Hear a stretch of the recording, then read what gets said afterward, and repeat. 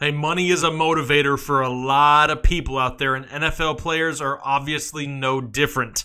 There's a few big-name players up for new contracts here at the end of the year, but could we possibly see a bump in production because of it?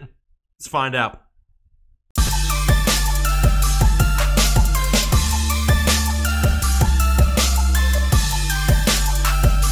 What is going on, Headliner Nation? Welcome back. Next episode, Fantasy Headliners, where today we're talking about a couple players about to get paid, and they could see huge money at the end of 2019. Heck, some of them may get paid a little bit early. All four of these guys up for new contracts here by the end of the year. But one of the biggest questions in fantasy football is money's a motivator for a lot of people, right? Do some of these guys have a tendency to play a little bit better in contract years to go out there and possibly make more money when they sign that big deal? It's an absolute possibility. We have some big names coming up for some contracts this year, which we're going to talk about here in just a second. Real quick, before I get into it, head over to our website here if you're interested in our draft guide. It's now available for pre-order, only $19.99, and it's going to be absolutely jam-packed with all kinds of information to help you dominate your fantasy football leagues this season. And right now, pre-order price is only $19.99. Go check it out. Lots of information, like I said. But definitely after the end of this video, head over there, check that out. But right now, let's talk about a few guys that are about to get paid in 2019. All right, first up, A.J. Green, wide receiver, Cincinnati Bengals, who's pretty much already been getting paid for a while. He's the 8th highest paid wide receiver right now in the NFL.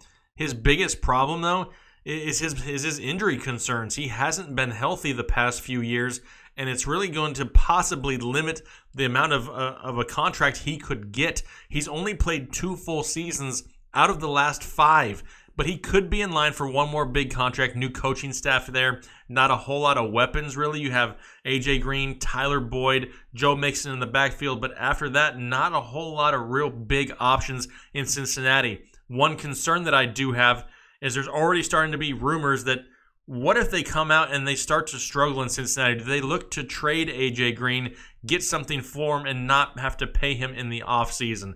Definitely something to pay attention to. If A.J. Green is healthy, obviously he's an elite talent at the wide receiver position, and possibly one that you could get at a discount on draft day because people have those injury concerns with him. It's going to come with the territory. If you draft A.J. Green, you need to be on pins and needles. He's had a lot of injuries with his feet, his toes before, and as a wide receiver, those are definitely critical injuries. He has to have those 100% in order to make those cuts and those quick changes of direction to really give him that advantage that he has on a weekly basis. Now, does this contract motivate him? I think it probably does a little bit. He knows he's ending the end of his career. He's 30 years old, probably only has one more big contract left in him. If he doesn't get a deal here in the preseason, I look for A.J. Green to come out on fire the first few weeks to really start to solidify this deal that he has coming to him in the offseason. Amari Cooper of the Dallas Cowboys is next, and this dude could be in line to have a Brinks truck delivered to him by the end of the season. We already know that Jerry Jones likes to spend money. He likes to pay players.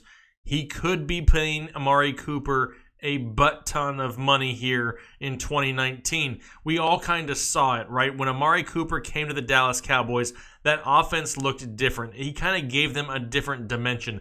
I ragged on Amari Cooper a lot last year, and I can't promise that I won't do it again. I'm really trying. I'm going to therapy for it.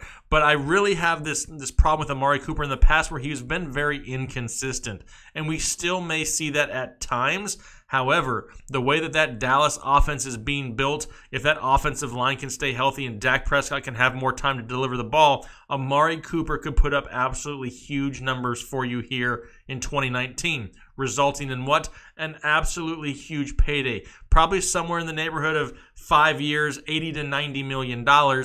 He could definitely see, a huge contract if he can go out there and produce. He's going to have the perfect opportunity to be the #1 wide receiver in an offense that really needs to have those playmakers not named Ezekiel Elliott.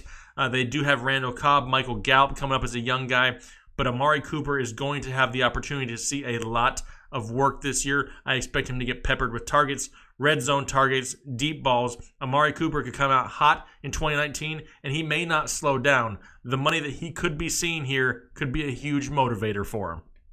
Next up, Melvin Gordon, running back of the Los Angeles Chargers, and This dude has to be one of the coolest guys ever. I had a chance to actually hang out with Melvin Gordon last year at the National Fantasy Football Convention in Texas, and the dude is just super down to earth, easy to talk to, easy to get along with, great guy. And now he's in line to absolutely get paid. He does have somewhat of those injury concerns, but he's been nothing but productive in his time there after his rookie year. A lot of people had question marks about Melvin Gordon after his rookie season, and he's really still under that rookie deal. And now he's going to have a chance to really cash in and be one of the top paid running backs in all of football, somewhere in the area of 4 years, probably right around $50 million or so. He's a key piece of that offense in LA.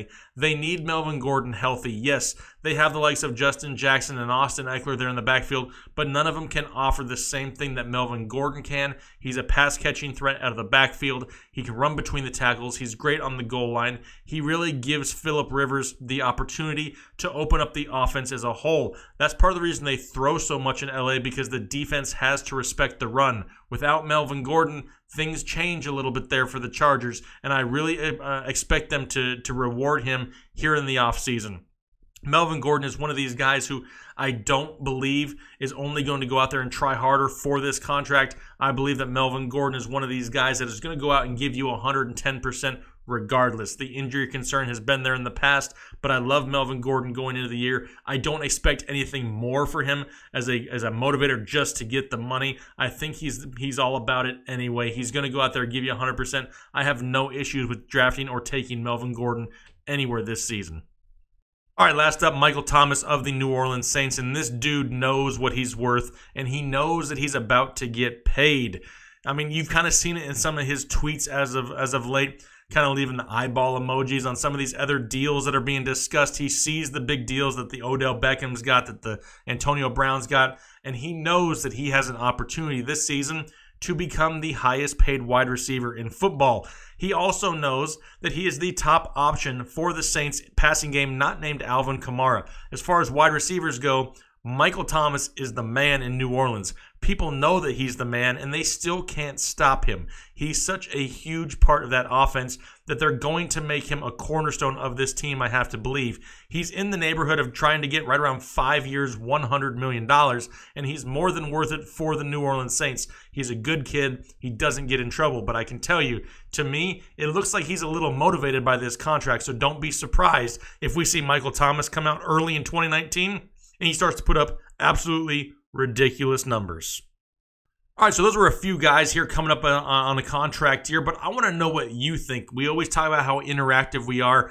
Put it down below. Do you think that these contracts play a difference in the production on the field? Do you think these guys put forth a little bit more effort knowing that they could possibly make more money? Throw it down in the comment section below. I'd love to know what your thoughts are on this. A lot of differing thoughts, absolutely. And like I said, kind of what I mentioned with Melvin Gordon, not everybody that you can tell is in it for the money, but we know some of these divas out there really want to get paid and they want it to be known. Throw it down in the comment section. I'm curious to see what you guys think. It's a fun topic to talk about. There's a lot of other guys I could have thrown on this list. If there's somebody else who I didn't cover, put it down there. Let's see if we can figure out what their plans are here for 2019. Love to interact with you guys. Hopefully you guys have a great rest of your week. Head over to the website, TheFantasyHeadliners.com. Check out the draft kit pre-order. If you're interested in it, absolutely. $19.99 is a great deal. If you're new here to the channel, make sure you hit that subscribe button and then let me know down below in the comment section. I would love to welcome you to Headliner Nation personally. Looking to continue to build this community, one of the largest fantasy football communities out there, and I'm more than excited to talk to you guys about it. Hopefully you guys have a great rest of your week, and we'll talk to you later.